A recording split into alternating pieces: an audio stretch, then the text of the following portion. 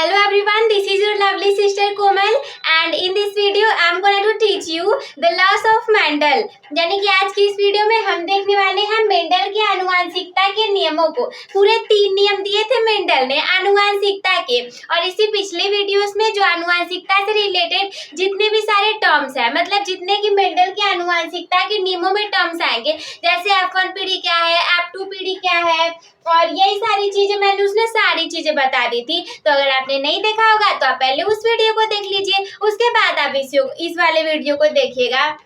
लेकिन हाँ, अगर आपने नहीं भी देखा है ना तो भी कोई दिक्कत नहीं है, तो भी आप लोग को आज की वीडियो समझ में आ जाएगी। तो देखिए, सबसे पहला नियम मेंडल ने दिया था प्रभाविता का नियम। देखिए, कुछ याद हो चाहे ना याद हो, लेकिन आप लोग को जो नियम दिए थे उन्होंने ना, उसका नाम याद रहना बहुत ज्यादा जरूरी है। मेंडल ने दिया था प्रभाविता के नियम को, और इस नियम में क्या होता है, इस नियम के अनुसार जब परस्पर विपरीत लक्षण वाले पौधों के बीच में, देखिए क्या होगा, जैसे कि हम एक ले लेंगे शुद्ध लंबे पौधे को, एक हम ले लेते हैं शुद्ध लंबा, और एक लेंगे शुद्ध बौना, शुद्ध लंबा और शुद्ध बौना। देखिए क्या होगा, इसमें क्या कहेगा कि इस नियम के अनुसार जब परस्पर विपरीत लक्षण वाले, अगर मान लीजिए मैंने यहाँ केवल लंबा लिखा, केवल यहाँ बौना लिखा, तो केवल लंबे में हमारा शुद्ध लंबा यानी बहुत लंबा, और अशुद्ध लंबा यानी लंबे से थोड़ा सा छोटा सा आ जाएगा, पर वो भी लंबे की कैटेगरी में ही रहेगा। लेकिन हमें उस वाले को नहीं लेना है, हमें परस्पर विपरीत लेना है, यानी कि ये शुद्ध लंबा रहे एकदम बड़ा सा, और ये लेना रहे शुद्ध बौना सा। शुद्ध लंबे को हम डिनोट कर देते हैं कैपिटल टी से, और शुद्ध बौने को हम डिनोट करते हैं स्मॉल टी से।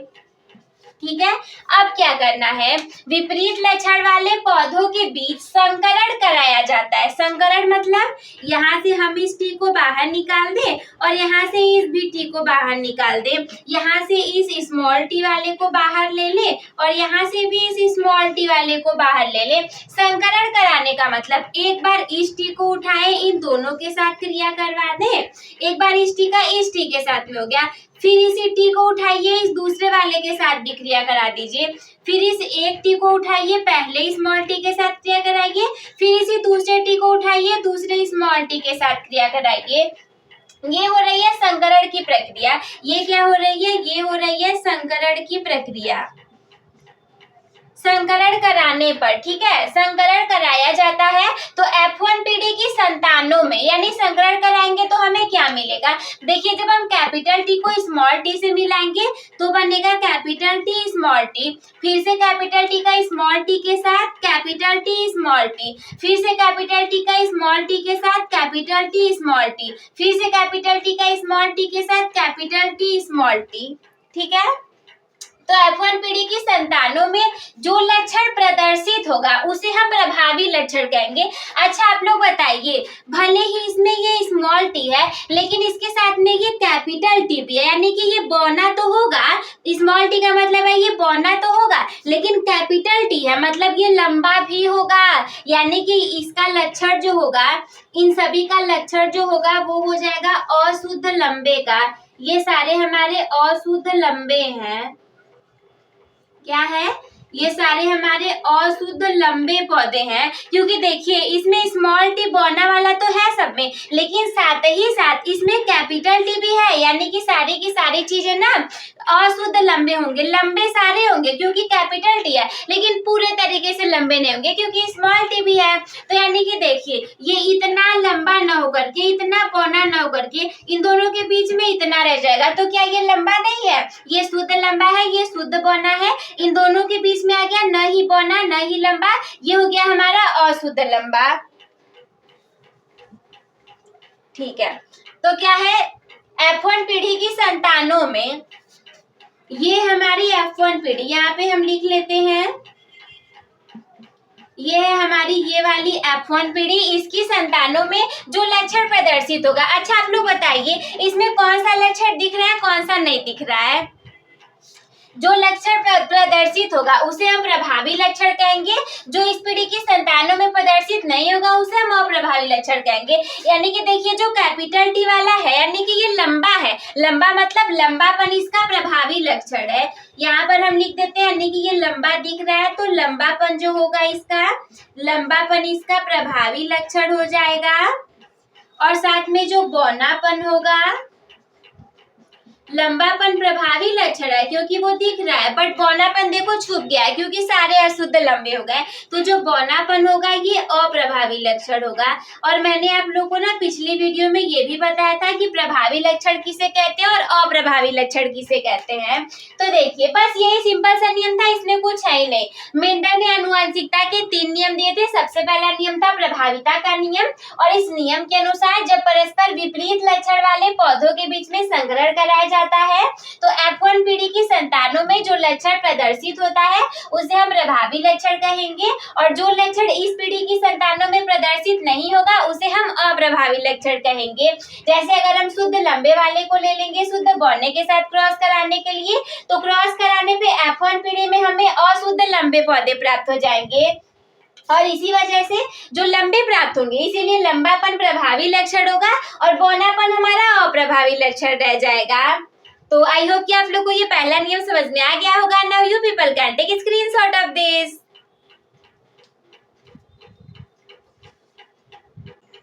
अब हम लोग देखेंगे मेंडल के आनुवंशिकता के द्वितीय नियम को, जिसके कि 2 नाम है। सबसे पहला नाम है पृथक्करण का नियम, या फिर इसे ही हम कह सकते हैं युग्मकों की शुद्धता का नियम। देखिए नाम याद रहना ना आप लोग के लिए बहुत ज्यादा जरूरी है। तो पहला है पृथक्करण का नियम या फिर युग्मकों की शुद्धता का नियम।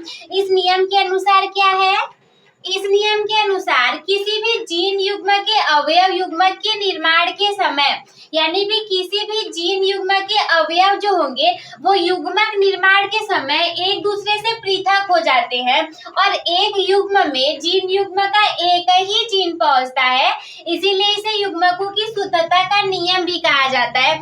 जैसे हम लोगों ने पहले वाली पीढ़ी में देखा हुआ था F1 जनरेशन में कि हमें ना सारे अशुद्ध लंबे पौधे प्राप्त हुए थे, कैपिटल T वाला पहुंचा था, तो इसीलिए वो मतलब लंबापन उसमें हमें दिखाई दे रहा था। इसका मतलब ये है कि जब किसी भी जीन युग्मक के अवयव जो होंगे वो युग्मक निर्माण के समय एक दूसरे से पृथक हो जाएंगे, जैसे कैपिटल T स्मॉल t अलग अलग हो गया था, और एक युग्मक में जीन युग्मक का एक ही जीन पहुंचेगा, क्योंकि वो सारे हमें अशुद्ध लंबे पौधे प्राप्त हुए थे। लेकिन हाँ, इसके आगे हम F2 जनरेशन में भी देखेंगे, तो इसका डायग्राम ना थोड़ा सा बड़ा होगा, इसलिए हम यहाँ पे न करके इसे इरेज करके इसके आगे करेंगे। तो एक बार फिर से इस नियम को मैं आप लोग को बता देती हूँ, इसे ना आप लोग थोड़ा सा याद कर लीजिएगा तो आप लोग के लिए अच्छा रहेगा। मेंडल के द्वितीय नियम यानी कि पृथक्करण का नियम या फिर युग्मकों की शुद्धता के नियम के अनुसार किसी भी जीन युग्म के अवयव युग्मक निर्माण के समय एक दूसरे से पृथक हो जाएंगे, एक दूसरे से अलग हो जाएंगे, और एक युग्म में जीन युग्म का एक ही जीन पहुंचेगा, और इसीलिए इसे हम युग्मकों की शुद्धता का नियम भी कहा जाता है। तो आई होप कि आप लोग को ये भी समझ में आ गया होगा, बहुत ज्यादा कठिन तो है नहीं, तो आप लोग इसका स्क्रीनशॉट ले लीजिए। देखिए हमने सबसे पहला वाला क्रॉस जो करवाया था F1 जनरेशन के लिए, उसमें हमने लिया था शुद्ध लंबे पौधों को। सबसे पहले हमने लिया था शुद्ध लंबे पौधों को, शुद्ध लंबा, और एक तरफ हमने लिया था शुद्ध बौना, शुद्ध लंबा शुद्ध बौना।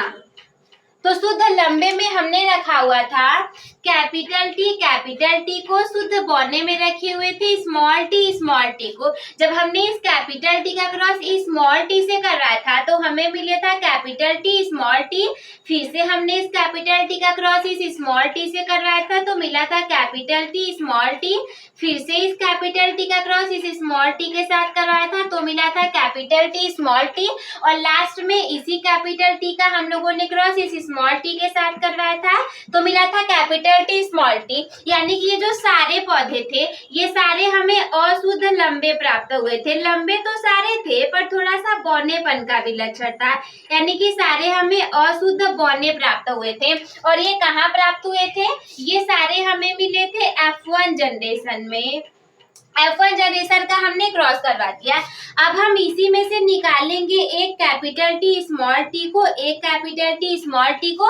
अब करवाएंगे हम इसका क्रॉस F2 जनरेशन के लिए, तो इस कैपिटल टी का क्रॉस करवाएंगे हम इस कैपिटल टी के साथ में, तो मिल जाएगा कैपिटल टी कैपिटल टी। फिर से हमने बोला था कि इसी को उठा करके हम दूसरे वाले से क्रॉस करवाएंगे, तो मिलेगा कैपिटल टी स्मॉल टी। फिर इस स्मॉल टी का क्रॉस करवाएंगे कैपिटल टी के साथ में, तो ऐसा नहीं है कि स्मॉल टी कैपिटल टी लिख देंगे, जो कैपिटल होगा उसे पहले लिखेंगे, तो हम लिखेंगे कैपिटल टी स्मॉल टी।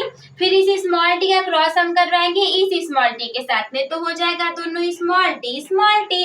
तो देखिए ये हो गया हमारा F2 जनरेशन के लिए क्रॉस, F2 जनरेशन के लिए, और पहला था हमारे सामने F1 जनरेशन के लिए। हम यहाँ पे देखेंगे कि जो हमारा F2 जनरेशन के लिए है, ये दोनों देखिए कैपिटल टी है, इसका मतलब ये हमें शुद्ध लंबा प्राप्त हो गया, इसका मतलब, और लास्ट में हमारे सामने स्मॉल टी, इसका मतलब ये शुद्ध बौना प्राप्त हो गया। स्टार्टिंग में तो हमने कैपिटल टी देखिए यहाँ पे लिया है, शुद्ध लंबा है, तो हम इस कैपिटल टी के लिए लिखेंगे हमें शुद्ध लंबा प्राप्त हो गया,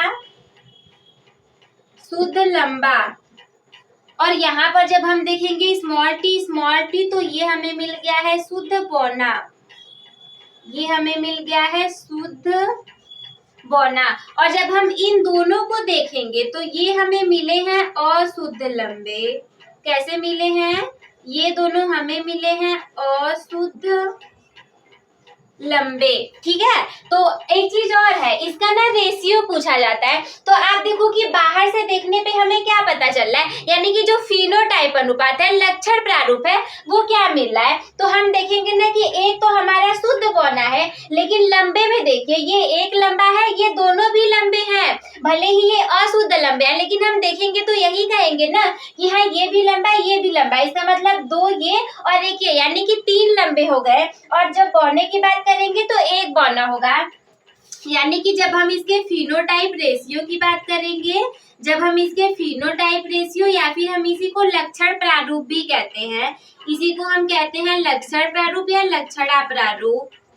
तो जब इसकी बात करेंगे तो हम देखेंगे कि हमारे सामने इसका जो रेशियो होगा वो 3:1 निकल करके आएगा, 3:1 निकल करके आएगा, क्योंकि तीन हमारे सामने लंबे हैं और एक हमें बौना प्राप्त हुआ है। लेकिन अगर हम इसके जीनी संरचना की बात करें, अगर हम इसके जीनोटाइप की बात करेंगे, अगर हम इसके जीनोटाइप की बात यानी कि जीन प्रारूप की बात करें अगर हम इसके जीन प्रारूप की, तो क्या होगा, तो देखिए भले ही हमें तीनों लंबे हैं, लेकिन जीन, अगर हम जीन में अंदर घुस करके देखेंगे ना तो पता चलेगा एक हमारा सबसे शुद्ध लंबा है, तो सबसे पहले हम कर देंगे 1:, और दो हमें अशुद्ध लंबे मिल गए यानी कि 2:, और एक हमें शुद्ध बौना भी मिल गया, तो ये हमारे सामने 1 मिल जाएगा। तो देखिए कितना सिंपल सा था, आप लोग को समझ में आ भी गया होगा।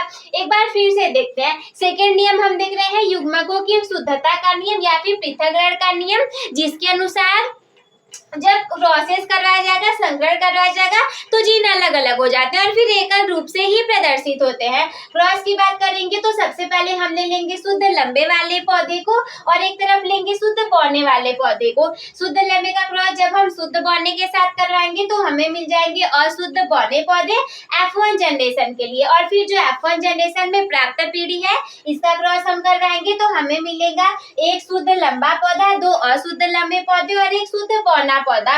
और जब हम इसके फिनोटाइप लक्षण प्रारूप रेशियो को देखेंगे तो हमें 3 लंबे और एक बौना दिखाई पड़ेगा, यानी 3:1 हो जाएगा। लेकिन जब हम इसके जीनोटाइप जीन प्रारूप की बात करेंगे तो ये हमें 1 संबंध 2 संबंध 1 के रूप में प्राप्त हो जाएगा। तो आई होप कि आप लोग को समझ में आ गया होगा। Now you people can take screenshot of this. So guys, now we will see the last law of Mendel, जिसका की नेम है स्वतंत्र अपव्यूहन का नियम। और इस नियम के अकॉर्डिंग क्या होता है, जब 2 या 2 से अधिक पौधों के बीच में संकरण कराया जाता है तो ये स्वतंत्र रूप से पृथक होकर के जनकों के अन्य किसी भी लक्षण के साथ संयोग न बनाते हुए संतानीय पीढ़ियों में जाते हैं। अब हम इसे दीदी समझेंगे कैसे, तो देखिए समझने के लिए हम लेंगे एक एग्जाम्पल जो कि मैंने पिछले वीडियो में भी आप लोग को बताया था और इसमें भी बता रही हूँ। हम लेंगे पीले और गोल का एक एग्जाम्पल, पीला व गोल। ये क्या होगा, ये होगा मटर। पीला व गोल, एक में लेंगे हरा और झुर्रीदार। मटर के बीज हरा और झुर्रीदार, ठीक है। एक में हम ले लेंगे पीले और गोल मटर के बीज को, दूसरे में ले लेंगे हरे और झुर्रीदार मटर के बीज को। पीले के लिए हम दिखाएंगे कैपिटल आर और गोल के लिए दिखाएंगे कैपिटल वाई। हरे की बात करें तो यहाँ कैपिटल आर है, तो हरे के लिए हम स्मॉल आर दिखा देते हैं, और गोल के लिए हमने कैपिटल वाई को दिखाया है, तो यहाँ पे हम स्मॉल वाई को दिखा देते हैं। अब जब हम इसका क्रॉस करवाएंगे ना, जब हम इसका संकरण करवाएंगे, तो हम यहाँ से एक कैपिटल आर को लेंगे, एक कैपिटल आर को लेंगे, एक स्मॉल आर को लेंगे, एक कैपिटल वाई को लेंगे, एक स्मॉल वाई को लेंगे। तो ये कैसा रहेगा, देखिए कैपिटल आर है, इसका मतलब कि ये पीला रहेगा, और कैपिटल वाई है, इसका मतलब ये गोल रहेगा, पीला के साथ गोल रहेगा। लेकिन क्या होगा ना, ये संकर पीला और गोल रहेगा। रीजन ये है कि इसमें देखिए स्मॉल आर भी आ गया है, स्मॉल वाई भी आ गया है, तो इसीलिए ये पीला और गोल तो रहेगा, लेकिन ये संकर पीला और गोल रहेगा। देखिए ये जो हमें मिल गया है संकर पीला व गोल, इसी का हम क्रॉस करवाएंगे अगले जनरेशन में, तो हमें क्या मिलेगा, जैसे हम इस आर को ले करके इस कैपिटल वाई के साथ में क्रॉस करवाएं, तो हमें देखिए सबसे पहला मिल जाएगा कैपिटल आर के साथ में कैपिटल वाई। इसके बाद इस स्मॉल आर का हम करवा दें इस स्मॉल वाई के साथ में, यानी कि स्मॉल आर स्मॉल वाई हमें मिल गया। और तीसरी और चौथी बात करेंगे, तीसरे में हम इस कैपिटल आर का स्मॉल वाई के साथ में करवा देंगे, कैपिटल आर स्मॉल वाई के साथ में और स्मॉल आर का स्मॉल वाई के साथ में, तो स्मॉल आर स्मॉल वाई बन जाएगा। यहाँ पे हमारे सामने चारों बन के तैयार हो गए हैं। तो नेक्स्ट में हम देखेंगे कि इसका हम क्रॉस कैसे करवाएंगे, हमारे सामने कितने कितने का रेशियो बनेगा, कौन सा हरा रहेगा, झुर्रीदार रहेगा, पीला रहेगा, गोल रहेगा, तो ऐसे करके हम सारी चीजें देखेंगे। एक बार फिर से हम देख लेते हैं मेंडल के आनुवंशिकता के हम तीसरे नियम पर आ पहुंचे हैं, जिसका कि नाम है स्वतंत्र अपव्यूहन का नियम। और इस नियम के अनुसार जब दो या दो से अधिक पौधों के बीच में संकरण कराया जाता है, तो ये स्वतंत्र रूप से पृथक होकर के जनकों के अन्य किसी भी लक्षण के साथ संयुग न बनाते हुए संतानीय पीढ़ियों में जाते हैं। और हम इसके आगे के क्रॉसेस को ज्यादा अच्छे से समझ पाएंगे। इसके लिए हम लेंगे पीले व गोल को, पीले के लिए हम डिनोट करेंगे कैपिटल आर, गोल के लिए हम करेंगे स्मॉल वाई। हरे और झुर्रीदार को लेंगे, हरे के लिए स्मॉल आर दिखाएंगे, झुर्रीदार के लिए कैपिटल स्मॉल वाई को दिखाएंगे। इसका ना मैं पूछ निकाल देती हूँ ताकि ये स्मॉल वाई लगे, वरना आप लोग समझेंगे क्या है। तो जब हम इसका क्रॉस करवाएंगे तो हमें मिलेंगे संकर पीले व गोल मटर के बीज, जिसमें कि capital R capital Y small Y रहेंगे। जब हम इनका क्रॉस करवाएंगे तो हमारे सामने चार चीजें निकल करके आएंगी, capital R capital Y, small Y, capital R small Y और स्मॉल वाई। तो अब आप लोग इसका स्क्रीनशॉट ले लीजिए।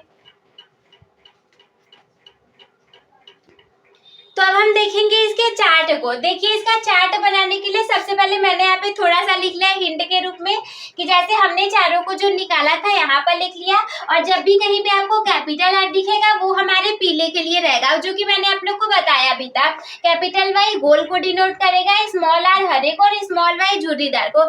अभी यहाँ पे काम आने वाला है इसके लिए। तो सबसे पहले हम बनाएंगे एक बॉक्स बना लेंगे, कितना बड़ा, जिसमें कि हमें चाहिए, देखिए थोड़ा सा बड़ा रखेंगे, ऐसे 1 2 3 और 4, ये हमारी हो गई 4 कॉलम और 4 रो वाले हमारे सामने चाहिए, ठीक है। 4 कॉलम और 4 रो होना चाहिए।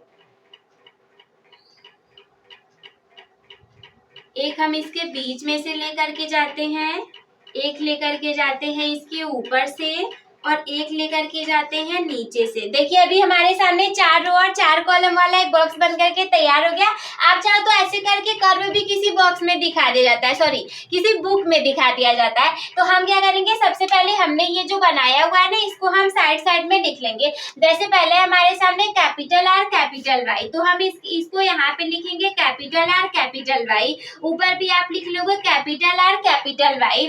फिर हम लिखेंगे small R capital Y, small R capital Y, small R capital Y, capital R small Y, ये है कैपिटल आर स्मॉल वाई, ये भी है कैपिटल आर स्मॉल वाई, यहाँ पे स्मॉल आर स्मॉल वाई, ये हो गया स्मॉल आर स्मॉल वाई, यहाँ पे हो गया स्मॉल आर स्मॉल वाई। देखिए आप लोग को अब इसे बनाना कैसे है। सबसे पहले आप लोग को इस पहले वाले को उठाना है, इन चारों से मल्टीप्लाई करवाना है, एक एक बॉक्स में लिखते जाना है।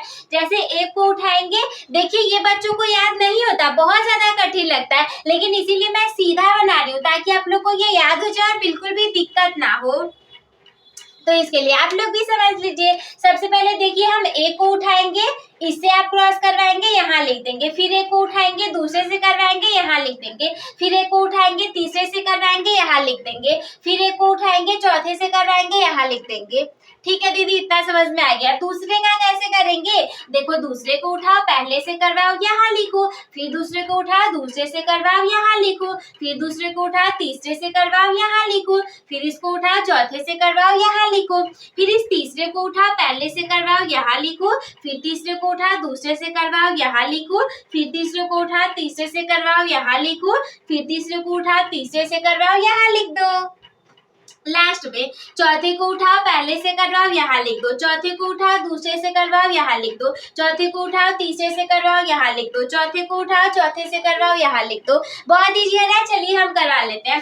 देखिए इसका हम करवाएंगे कैपिटल आर कैपिटल वाई का कैपिटल आर कैपिटल वाई के साथ में। तो हम ध्यान देंगे कि हम आर वाले को पहले लिखेंगे और उस आर में भी जो कैपिटल रहेगा वो पहले लिखाएगा, स्मॉल वाला आर को बाद में लिखेंगे। यानी कि जब हम इसका मल्टीप्लाई करवाएंगे तो देखिए कैपिटल आर है यहाँ पे, कैपिटल आर और कैपिटल वाई, तो हम ऐसे लिख देंगे। अब जब हम इसे उठाएंगे तो कैपिटल आर स्मॉल आर, यहाँ पे कैपिटल आर स्मॉल आर, दोनों है capital Y capital Y, capital Y capital Y, फिर capital R capital Y small Y, capital R capital Y small Y, यहाँ से उठाएंगे कैपिटल आर और ये रहेगा हमारा यहाँ से स्मॉल आर, ये है कैपिटल वाई, ये है स्मॉल वाई, ये है कैपिटल वाई, ये है स्मॉल वाई। ठीक है, इजी है ना, आप लोग को समझ में आ रहा होगा। दूसरे को उठाते हैं, कैपिटल आर लिख देंगे, यहाँ से स्मॉल आर को लिख देंगे, दोनों देखिए कैपिटल वाई है तो दोनों वाई को लिख देंगे। सबसे पहले आर को उठाइए, अब देखिए यहाँ तो दोनों आर स्मॉल आई है तो कोई बात नहीं, दोनों स्मॉल आर को लिख दीजिए, फिर दोनों कैपिटल वाई है तो हम यहाँ पे फिर दोनों कैपिटल वाई को लिख देंगे। फिर यहाँ पे देखिए कैपिटल आर, यहाँ पे स्मॉल आर, तो आप लिखेंगे यहाँ पे कैपिटल आर स्मॉल आर और फिर यहाँ पे कैपिटल वाई है, यहाँ स्मॉल वाई है, तो ये हो जाएगा कैपिटल वाई स्मॉल वाई। फिर से हम उठाएंगे सेकेंड वाले को, यहाँ पे देखिए स्मॉल आर है, यहाँ भी स्मॉल आर है, तो आप दोनों स्मॉल आर को लिख देंगे। यहाँ पे है कैपिटल वाई, यहाँ पे स्मॉल आई, तो सबसे पहले कैपिटल वाले लेटर को हम लिखेंगे कैपिटल वाई, फिर स्मॉल वाले को लिख देंगे स्मॉल वाई। बिल्कुल सेम इसी तरीके से हम तीसरे वाले को भी करेंगे, कैपिटल आर, तो हम लिख देंगे कैपिटल आर। अब इस कैपिटल वाई का स्मॉल वाई के साथ करवाइए, कैपिटल वाई स्मॉल वाई, फिर उठाएंगे capital R small R, capital R small R, फिर यहाँ पे देखिए capital Y small Y, capital Y small Y, फिर है capital R capital R, capital R. इसके बाद हमारे सामने है दोनों स्मॉल वाई, तो हम लिख देंगे स्मॉल वाई। नेक्स्ट है capital R small R, capital R small R, फिर है स्मॉल वाई स्मॉल वाई।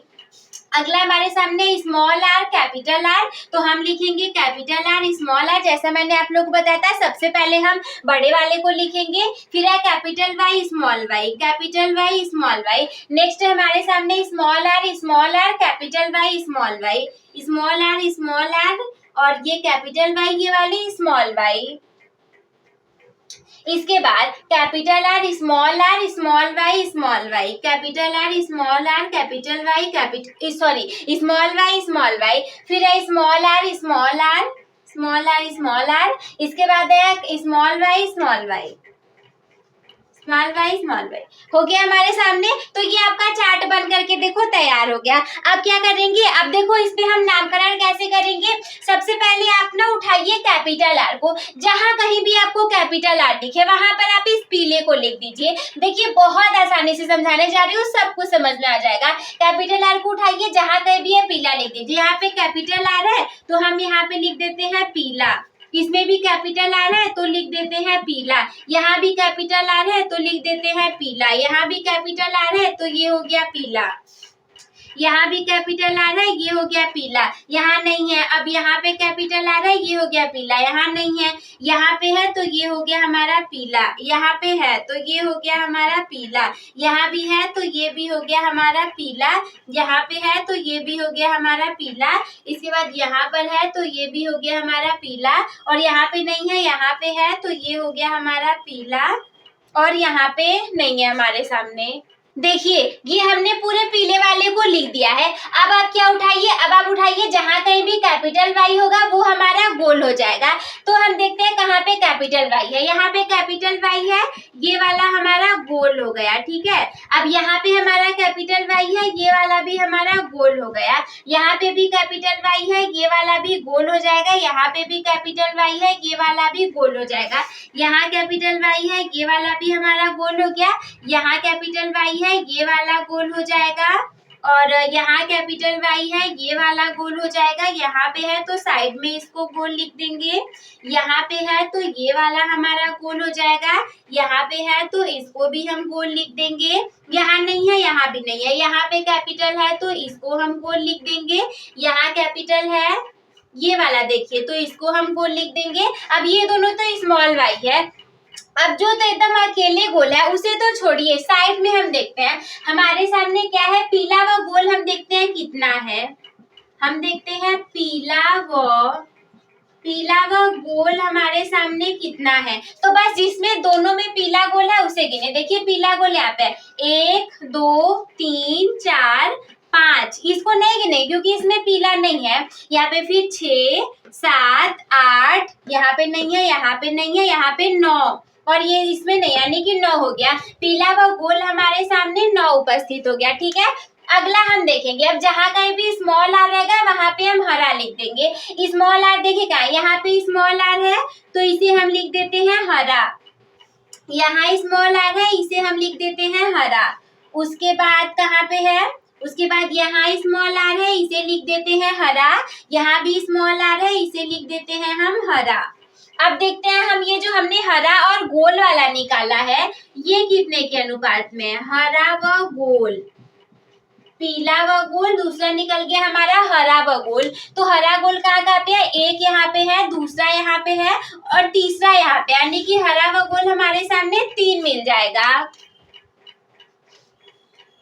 इसके बाद अगला हम देखते हैं, जहाँ कहीं भी आपके सामने दिख जाएगा स्मॉल वाई वहां पे आप झुर्रीदार लिख दीजिए। देखिए कहाँ पे बचा है,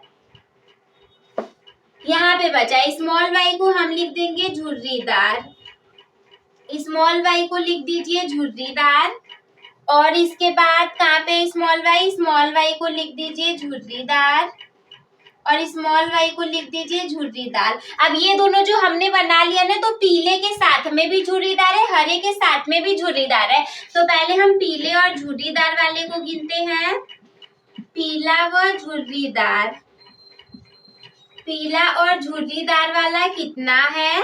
इसके बाद है हरा और झुर्रीदार वाला कितना है, पीला और झुर्रीदार, हरा और झुर्रीदार, तो ये कितना है हम इसको देखते हैं। पहले देखते हैं पीला व झुर्रीदार, तो क्या इधर कहीं है, नहीं है, इधर कहीं नहीं है, इधर मिलेगा हमें। देखिए पीला और झुर्रीदार 1 2, एक तीसरा यहाँ पे, यानी कि पीला और झुर्रीदार का रेशियो 3 आ गया। हरा झुर्रीदार को देखते हैं, हरा झुर्रीदार, हरा झुर्रीदार तो केवल एक ही लास्ट में हमारे सामने है, केवल ये एक लास्ट में हमारे सामने हो गया, और ये हम इसके जीन में घुस करके अंदर नहीं देख रहे हैं, हम देख रहे हैं इसका लक्षण प्रारूप, यानी कि फिनोटाइप।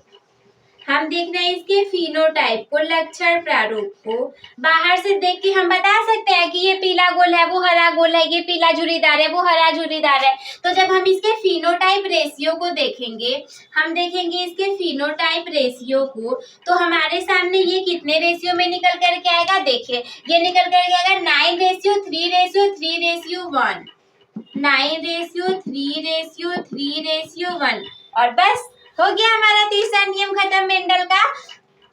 बस ये नियम था। इसमें आप क्या करोगे, पीले व गोल वाले को ले लोगे, हरे और झुर्रीदार के साथ में क्रॉस करवा दोगे और फिर जो संतानें बनेंगी ऐसे करके पीला व गोल और ऐसे करके इसको फिर हम अलग अलग करके एक ऊपर और एक नीचे रख करके बॉक्स बना करके उसमें क्रॉसिंग ओवर को करवाएंगे। और जैसे मैंने बताया था, सबसे पहले आप एक को पकड़ोगे, चारों से करवाते जाओगे, बॉक्स में लिखते जाओगे, एक को पकड़ोगे, चारों से करवाते जाओगे, बॉक्स में लिखते जाओगे और जहाँ कहीं भी कैपिटल आएगा वहां आप पीला लिखोगे, कैपिटल वाई के लिए आप गोल लिखोगे, स्मॉल आर के लिए हरा लिखो, स्मॉल वाई के लिए झुर्रीदार लिखो। तो ऐसे ऐसे करके हम अपना भर लेंगे और पूरा बॉक्स को भरने के बाद लास्ट में हमारे सामने निकल करके आ गया पीला व गोल का अनुपात 9 है, हरा व गोल हमें 3 प्राप्त होंगे, पीले व झुर्रीदार 3 प्राप्त होंगे, हरे और झुर्रीदार 1 प्राप्त होंगे। तो फिनोटाइप रेशियो हमारे सामने 9 संबंधित 3 संबंधित 3 संबंधित 1 के अनुपात में निकल करके आ जाएगा।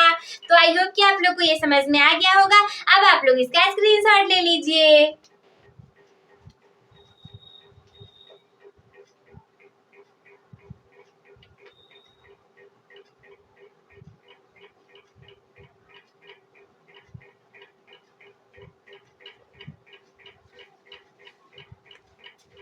तो आई होप कि आप लोग को ये जो बहुत कठिन सा मेंडल के तीनों नियम लगते हैं वो बिल्कुल इजीली भाषा में और सब कुछ अच्छे से समझ में आ गए होंगे। तो मैं मिलती हूँ आपसे किसी अगले वीडियो में, तब तक के लिए धन्यवाद। मस्त रहिए, स्वस्थ रहिए, व्यस्त रहिए, आप सभी हंसते खेलते और मुस्कुराते रहिए।